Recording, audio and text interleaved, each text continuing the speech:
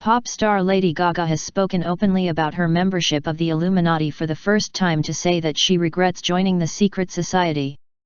Gaga, a sufferer of the painful fibromyalgia syndrome, FMS, says she believes her long-term illness is the result of her allowing dark forces to manifest themselves in her body when she sold her soul to the Illuminati early on in her career. The singer spoke candidly in her upcoming Netflix-produced Gaga, 5'2" documentary, which is meant to be a warts-and-all portrait of the troubled star. However, the final cut appears to be more of a fly-on-the-wall footage montage of rehearsals, studio sessions, public appearances, private late-night conversations, medical appointments, and multiple tearful breakdowns. According to production staff, many of the interview scenes were left on the cutting room floor due to orders from above. When describing some of the more interesting scenes that were cut from the final edit, production staff revealed that Gaga recalled meeting with a Catholic priest to discuss undergoing an exorcism to rid her body of the dark spirituality that she invited into her body during satanic rituals early on in her career. She described how she was first inducted into the Illuminati by donating her soul, which she says took place at a club in New York's Lower East Side after performing a burlesque show in 2006. Gaga described the experience as very real and visceral, not metaphorical at all. "I had just been on stage, it was a good show, I was high on the love and applause from the crowd. I was outside lighting a cigarette, thinking about scoring some more cocaine. I was aching for more. More of everything. I just wanted to feel good. Feel anything. Then this man, a strangely ageless man in a suit, spoke to me. He was leaning against the wall, smoking, and he said to me, 'I think you've got what it takes. Do you want it?' I asked what it was. I thought he was coming on to me. But he smiled and said everything. Success. Fame. Riches. Power. Do you want it all?' I looked at him curiously. I couldn't work him out. Then he just stood there and sang one of the songs from my routine earlier.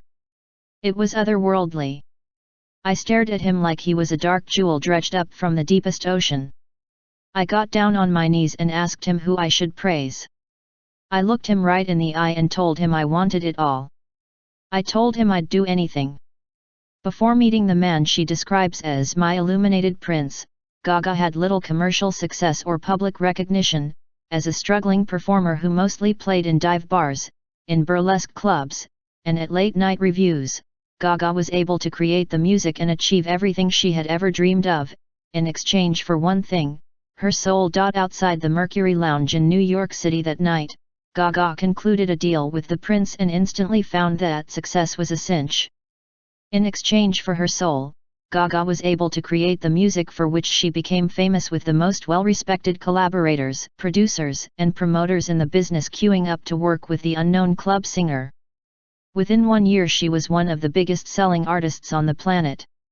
His promises came true very quickly. "At the start, I thought we made a good team. But it wasn't long before I began to suffer." Gaga has fought with conflicting forces battling for supremacy inside herself for years, and she's frequently at war with herself in the documentary. One side is driven to perform, whistle, the other seems to be struggling with dark forces. Gaga has suffered from the physical illness, fibromyalgia, a chronic pain condition, for years, which she is the physical manifestation of her fight to get out of the Illuminati-controlled record industry and break her contract with the Dark Prince. "They may give you special powers, outer beauty, talent, and wealth for a while, but it doesn't last," Gaga said. "This is the reason why so many people who dabble in the dark arts are so unhappy. They flicker bright like a morning star and then wind up committing suicide or destroying themselves with substance abuse. They flicker bright like a morning star and then wind up committing suicide or destroying themselves with substance abuse." Lady Gaga has recently announced that she is rescheduling the European leg of her Joanne World Tour, citing the severe pain that is impacting her ability to perform. In a post from her official Instagram page, featuring a photograph of herself holding a crucifix and praying, She said she had always been honest about her physical and spiritual health conditions, and has been searching for years to get to the bottom of them. As I get stronger and when I feel ready, I will tell my story in more depth and plan to take this on strongly so I can not only raise awareness but expand research for others who suffer as I do, so I can help make a difference, wrote Gaga.